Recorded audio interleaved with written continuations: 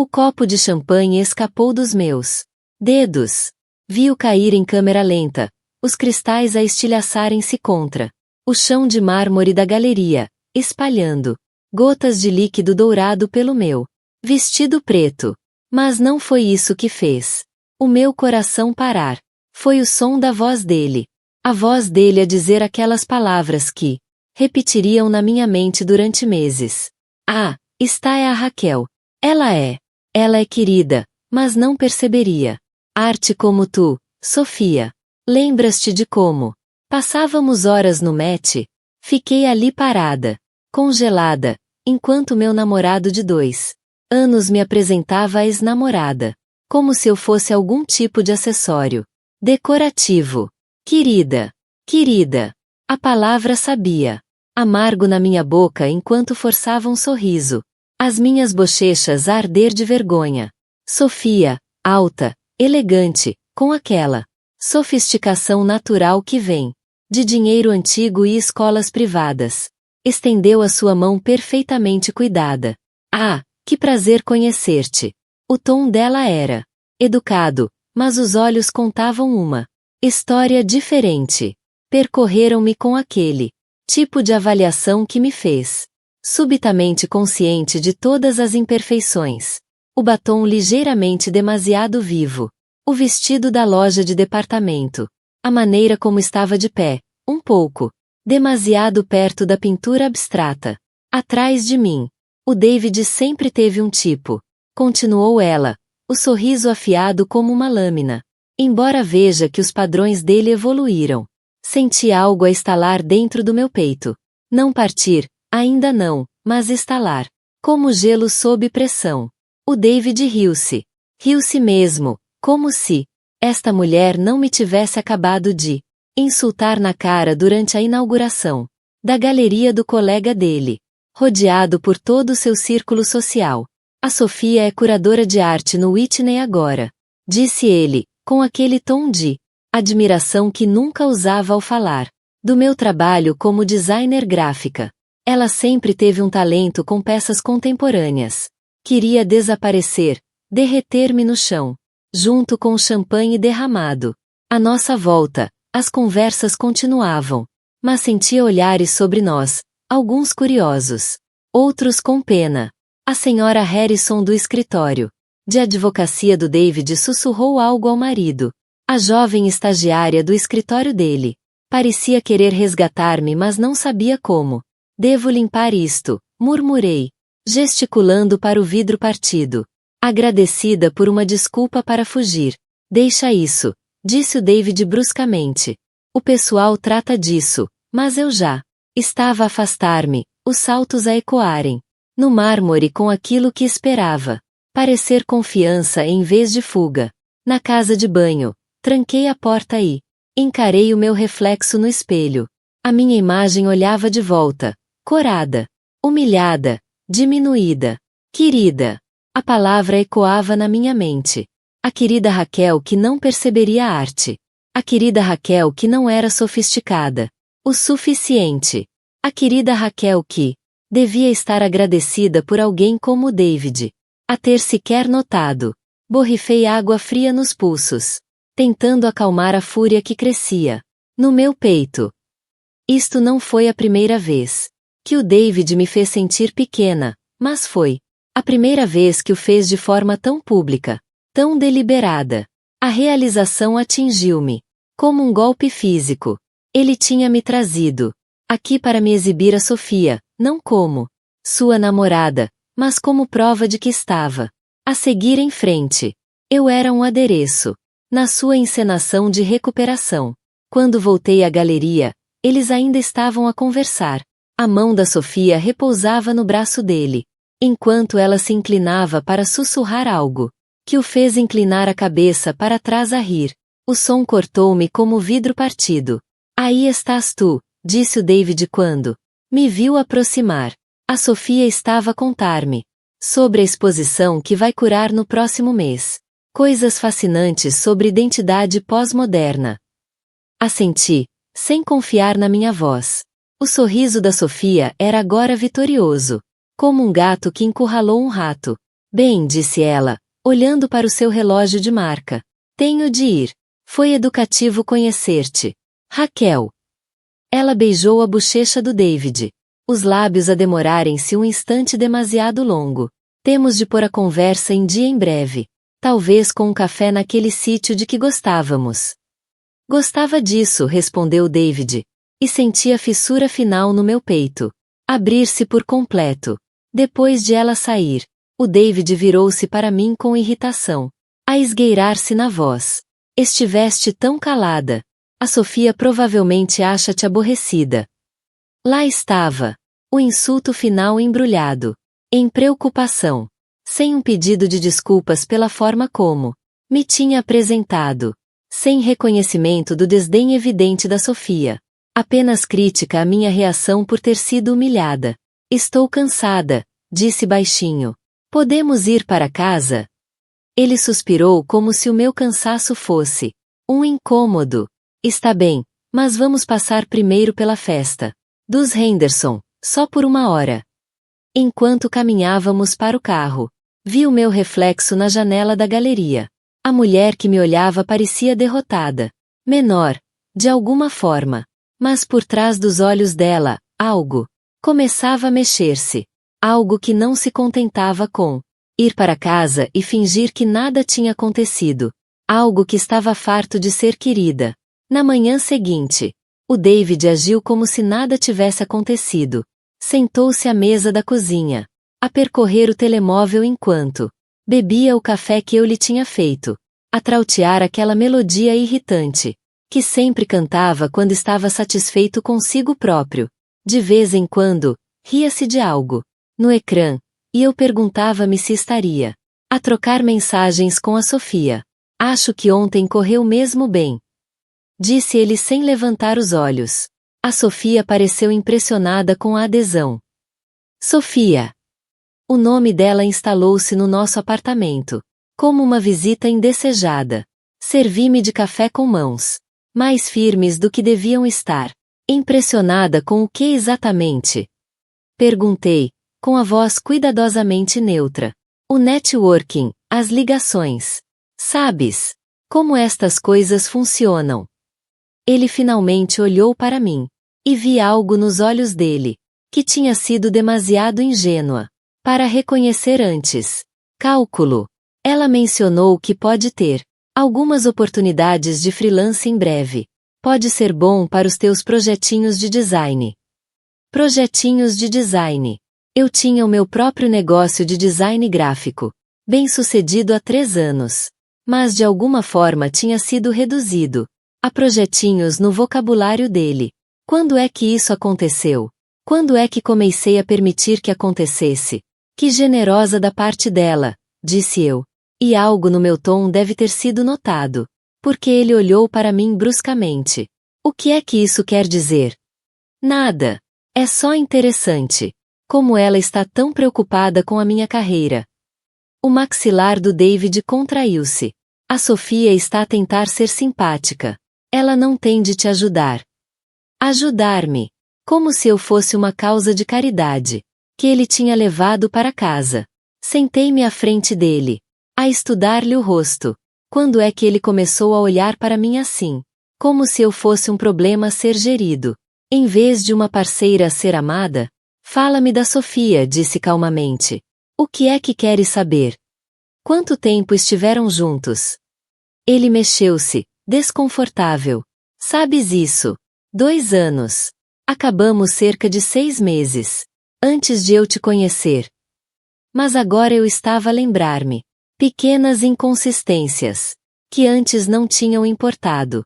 Aquela vez em que recebeu uma mensagem durante o nosso terceiro encontro e ficou calado durante 1 hora. A vez em que cancelou os nossos planos de fim de semana. Por causa de uma emergência de trabalho. Que depois descobri ter sido a inauguração de uma galeria de arte. As fotos nas redes sociais. Que tinham sido discretamente apagadas. Ela é bonita, disse eu, a observar a reação dele. Acho que os olhos dele brilharam por um instante. Sempre foi extraordinária. Intimidante, na verdade. Às vezes acho que ela era demasiado boa para mim. demasiado boa para ele. Mas, de alguma forma, eu não era. Nos dias seguintes, comecei a prestar atenção. Mesmo atenção à forma como ele falava de mim aos amigos. Sempre com aquele tom ligeiramente condescendente, como se estivesse a descrever um animal de estimação, de que gostava. A forma como me apresentava. Esta é a Raquel, a minha namorada. Nunca. Esta é a Raquel. Ela é uma designer incrível. Ou, esta é a Raquel. Acabou de fechar aquele cliente gigante. Eu era mobília na vida dele. Confortável, familiar, útil. Mas a Sofia era arte. Tudo voltou à memória. As formas subtis como ele se tinha preparado para este momento. A erosão gradual da minha confiança. Através de 1000 pequenos cortes. A forma como ele me treinou para estar grata pela atenção dele. Para me encolher e fazê-lo sentir-se maior.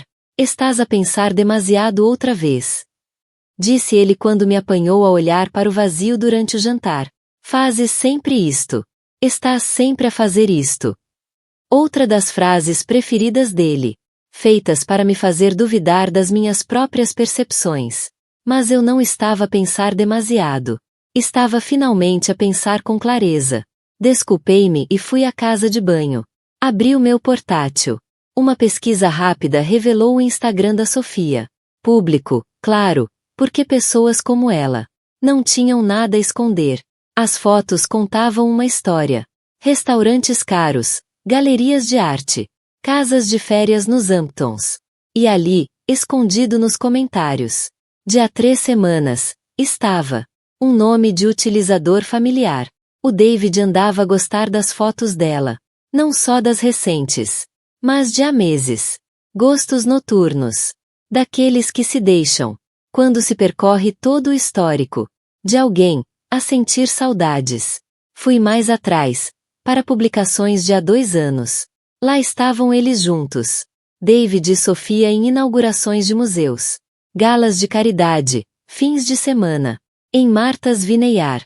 Ele parecia diferente nessas fotos.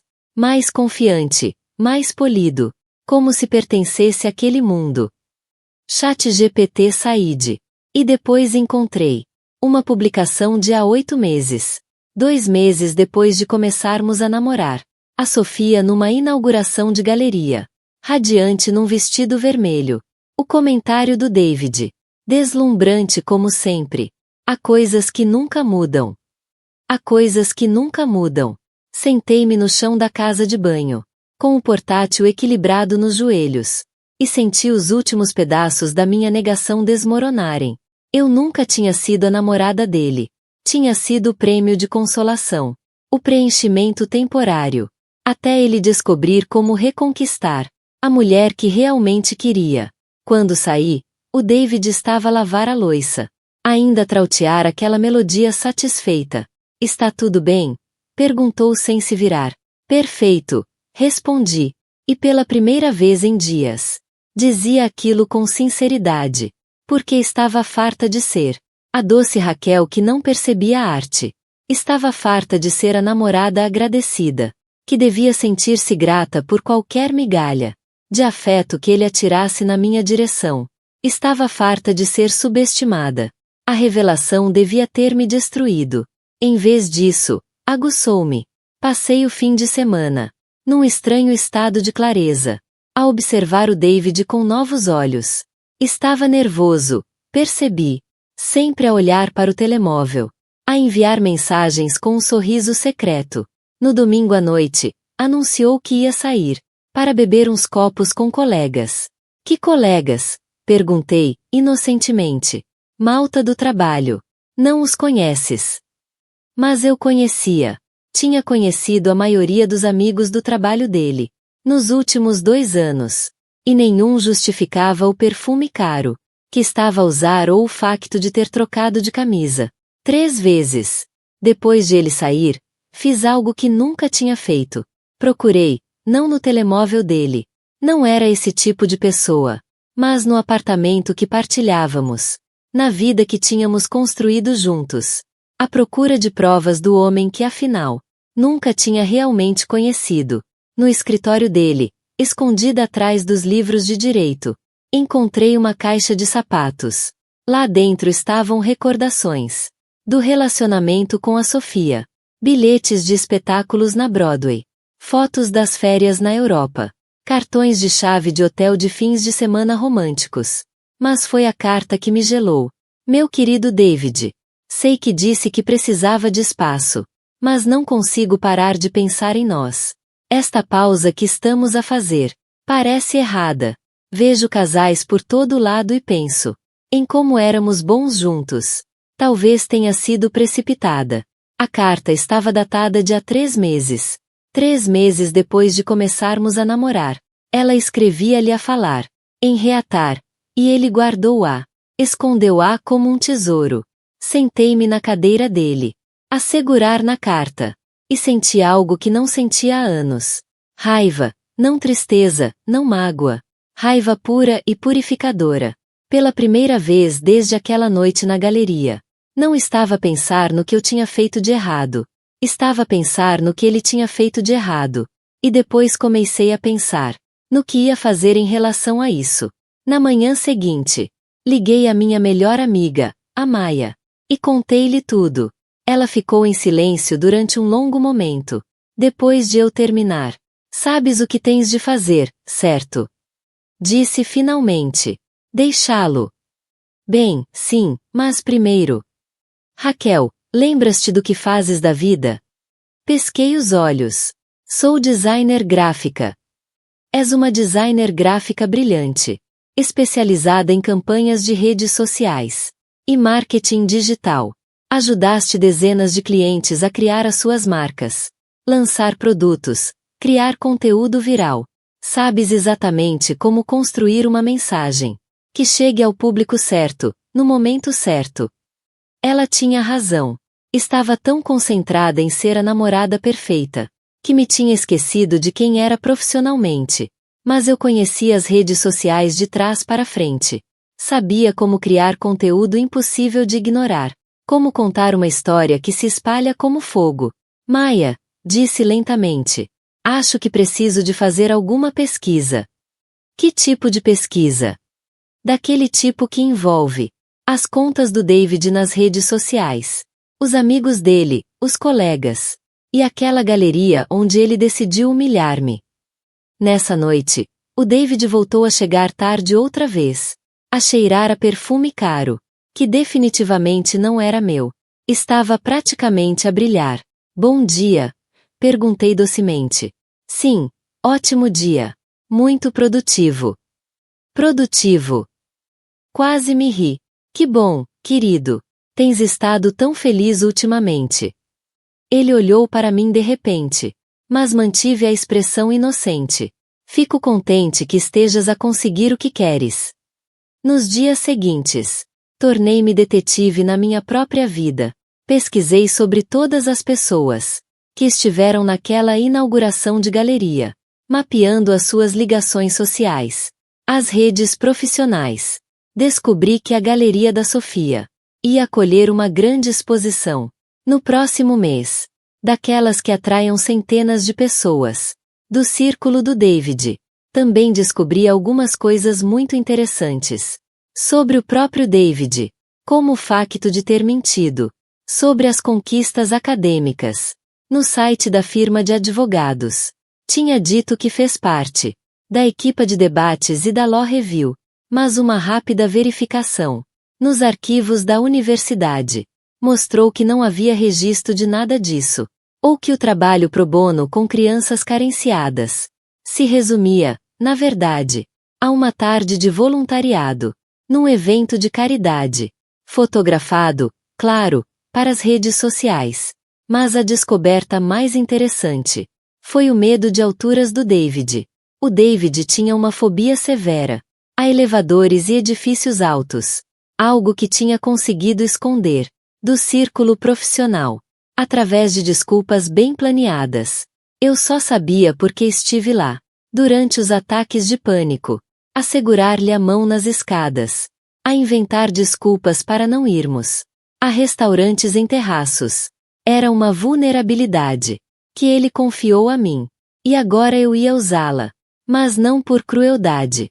Não queria destruí-lo. Queria mostrá-lo. A ele e a todos os outros. Exatamente quem ele era. Por trás da imagem cuidadosamente construída. O plano foi se formando lentamente.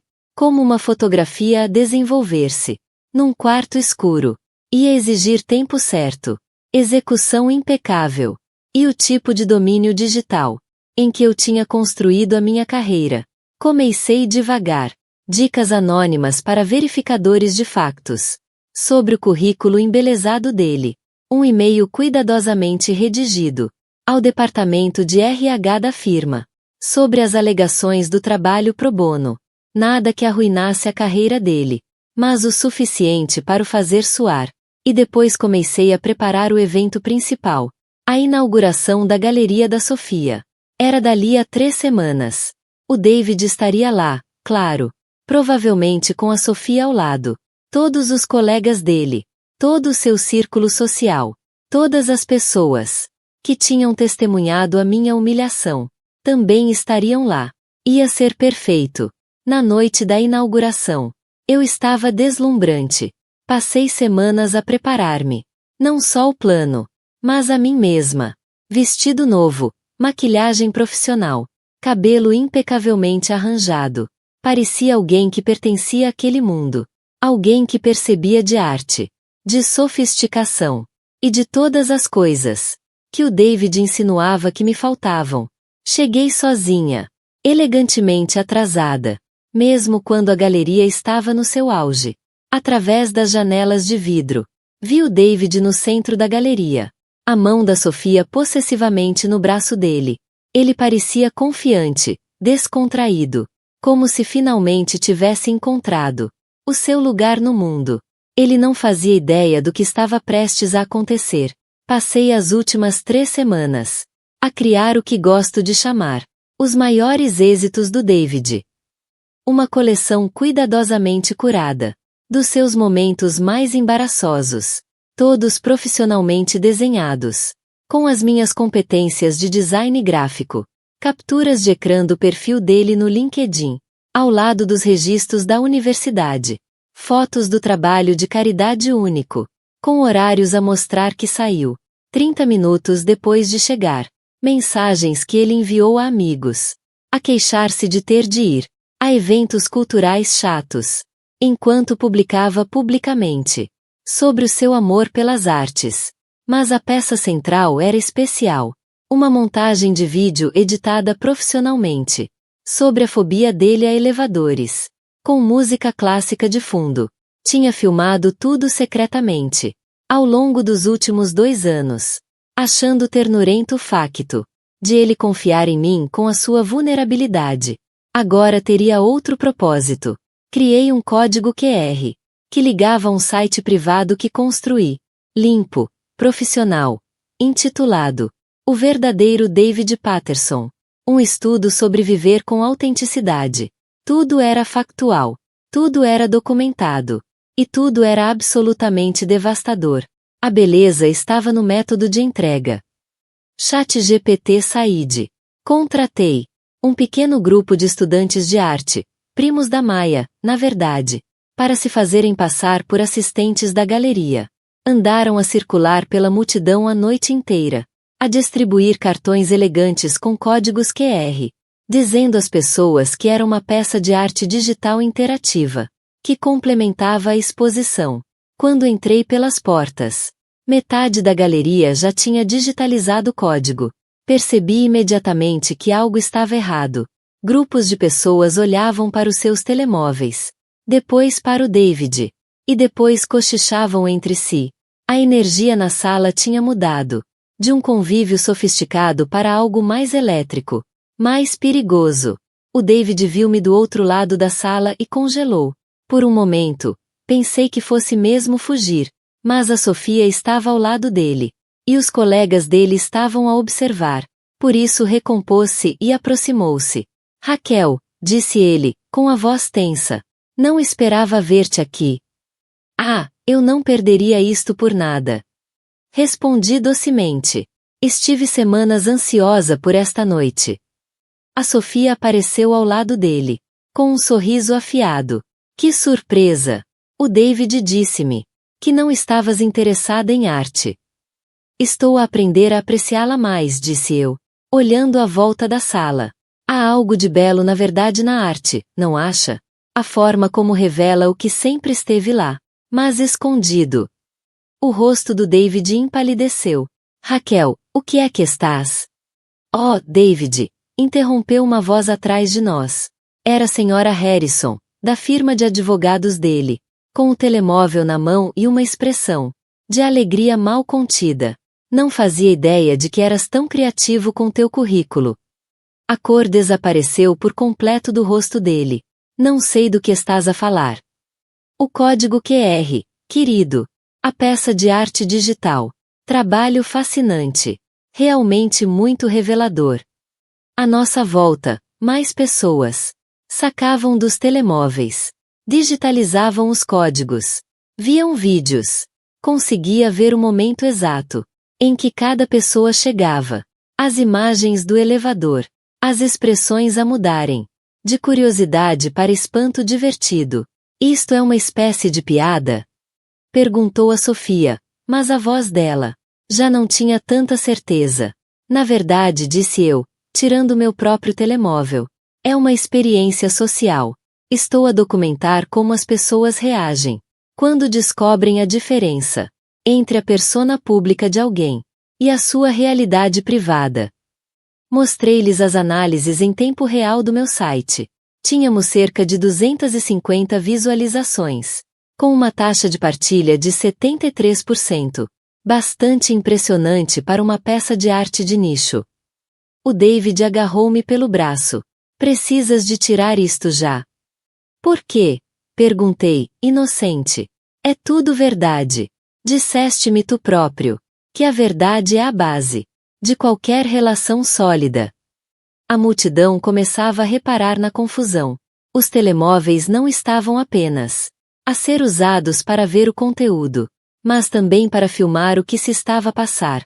A humilhação do David tornará-se uma performance ao vivo. Isto é insano, sussurrou a Sofia. Estás a envergonhar-te. Estou.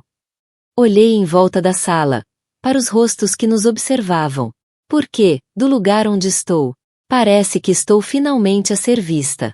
Vista de verdade, pela primeira vez em meses. Raquel, por favor, sussurrou ele. Podemos falar disto em casa. Casa? Ri-me. E foi um som que nunca tinha ouvido de mim própria antes. Confiante, poderoso, livre.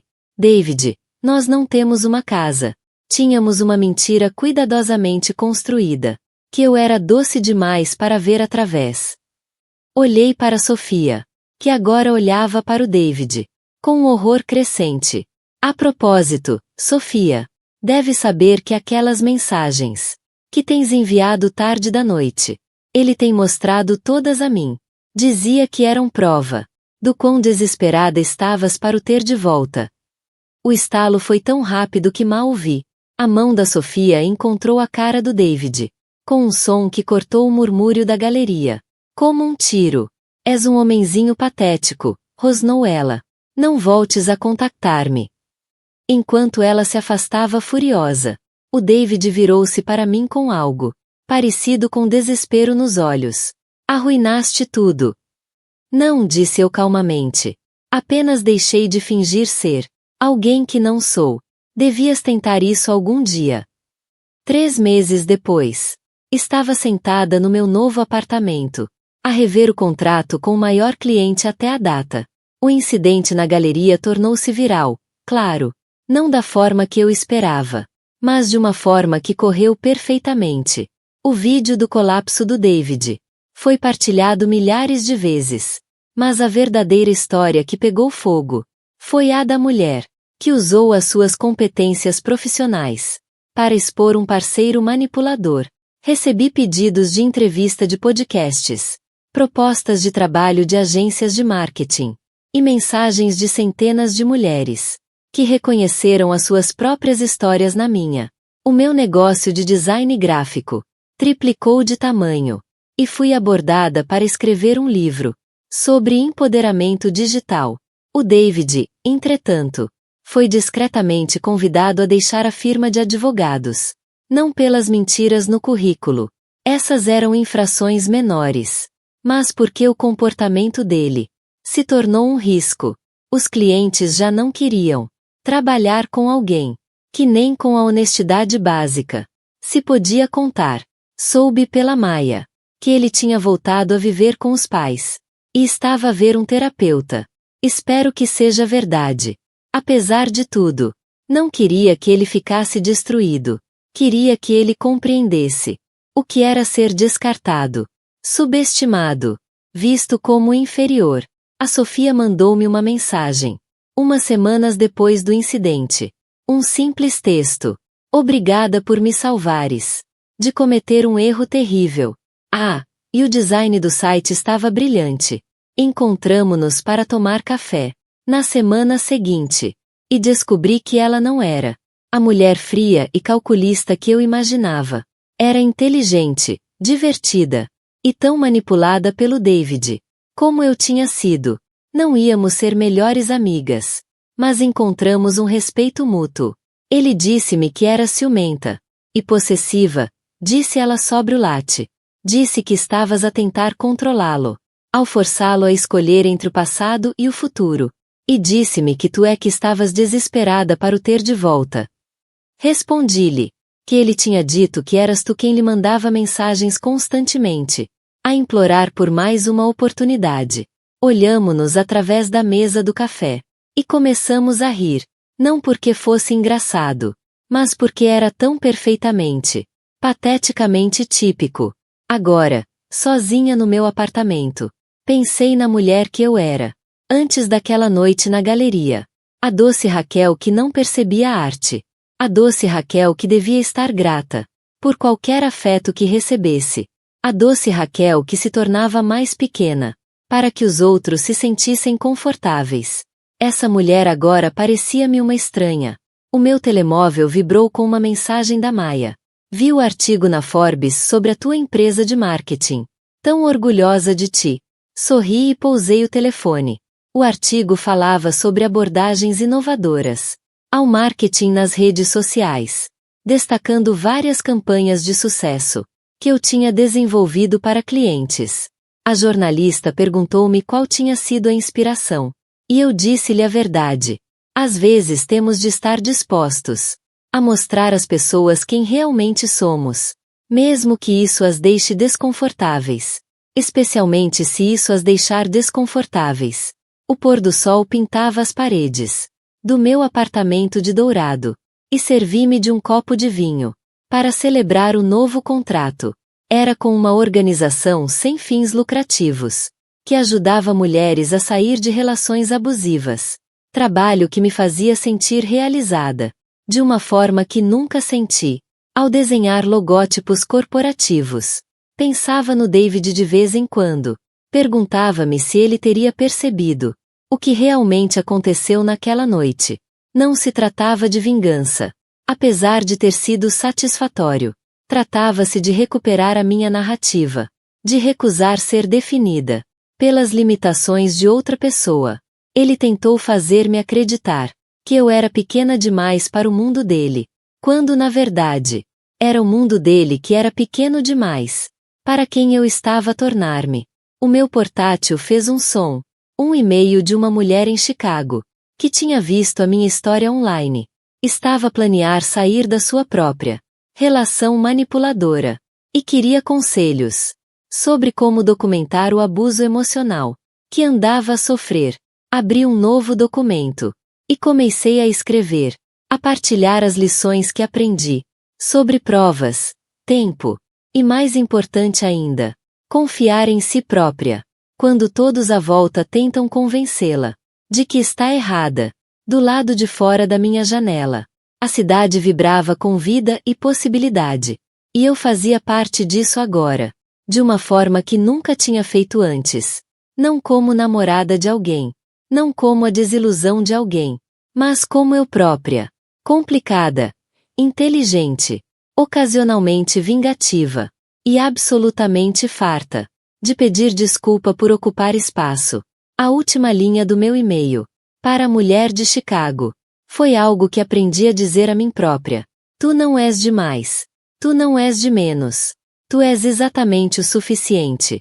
E quem tentar convencer-te do contrário, está a dizer-te mais sobre si do que sobre ti.